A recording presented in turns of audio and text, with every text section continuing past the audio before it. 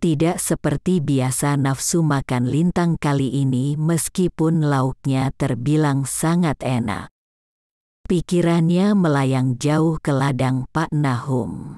Nasihat Pak Nahum ketika Johnson datang ke ladang itu sama persis dengan yang tertulis di sebuah buku rahasia milik ayahnya.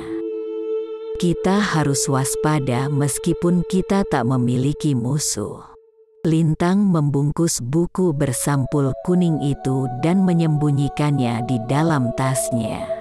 Bahkan, Aditya tidak mengetahui buku itu dibawa oleh adiknya. Tetapi Aditya mengetahui bahwa buku itu sangat disukai oleh adiknya karena ada nama dan tanda tangan ayahnya di sana. Hanya itu, secara sembunyi-sembunyi dari abangnya, Lintang sering meraba-raba tulisan dan tanda tangan di buku itu. Selalu Lintang meneteskan air mata setiap meraba tulisan di sampul buku itu. Lintang sering membayangkan sosok ayahnya. Ia membanding-bandingkan ayahnya dengan Bakti, suami dari Ibu Tiar. Bakti adalah seorang lelaki dewasa yang sangat lembut. Mungkin ayahku seperti itu. Bakti adalah lelaki dewasa yang sangat sabar. Ayahku pun mungkin seperti itu. Bakti adalah seorang bijak bestari yang suka menasihati tanpa menggurui. Ayahku pun mungkin seperti itu. Bakti begini dan begitu, ayahku pun demikian.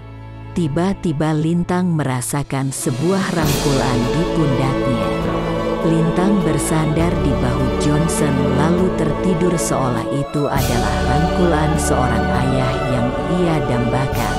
Aditya dan Johnson saling bertukar pengalaman. Johnson semakin terenyuh kepada kedua kakak beradik yang malang itu.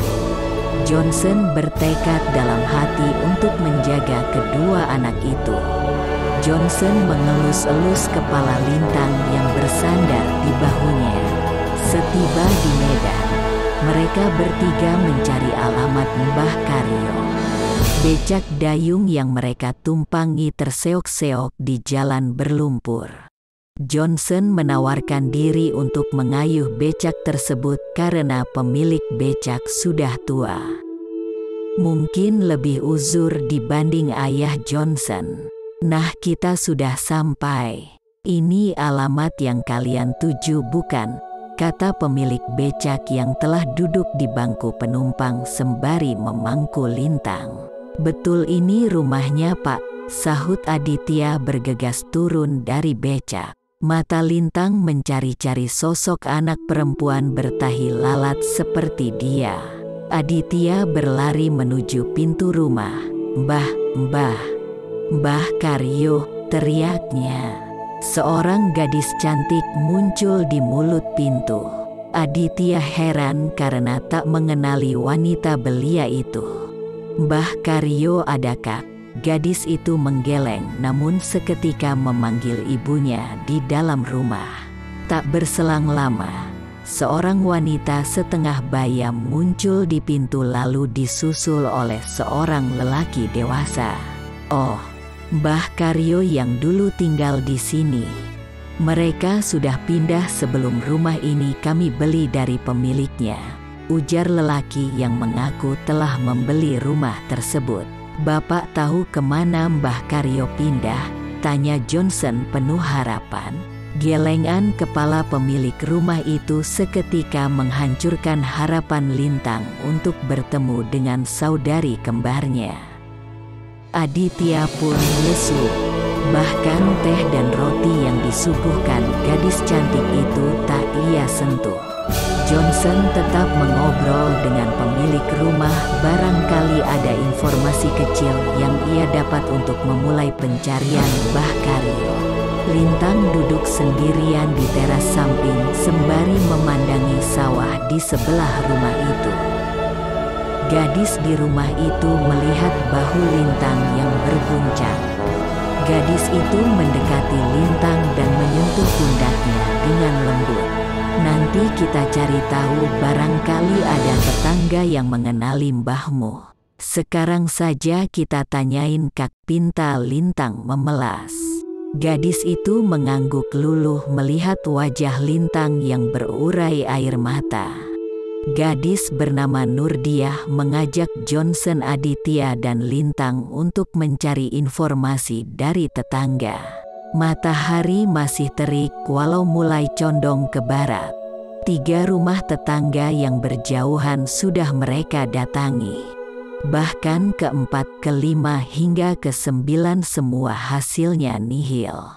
Di saat mereka pulang ke rumah, Nurdiah memandangi sawah di belakang rumahnya.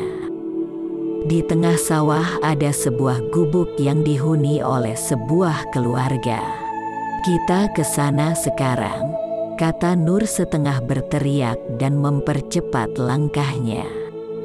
Mereka semua setengah berlari menuju dangau. Assalamualaikum Pak Nazar, ucap Nurdiah. Waalaikumsalam warahmatullahi wabarakatuh. Mari silakan. Ada apa anakku Nur? Sambut pemilik dangau ramah. Nurdiah menceritakan perihal Lintang dan Aditya yang mencari tahu keberadaan Mbah Karyo dan anak bernama Bintang. Mata Lintang berbinar mendengar penuturan Pak Nazar. Demikian pula Aditya dan Johnson serta Nurdiah. Mbah Karyo sangat baik kepada semua orang.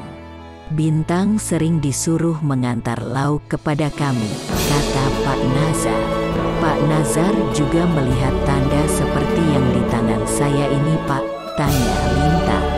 Iya, Bintang punya tanda begitu, jawab Pak Nazar. Lintang sangat senang mengetahui keberadaan saudari kembarnya. Ketika pamit untuk pulang ke rumah Nurdiah, Lintang memeluk Pak Nazar dengan sangat erat. Terima kasih Pak.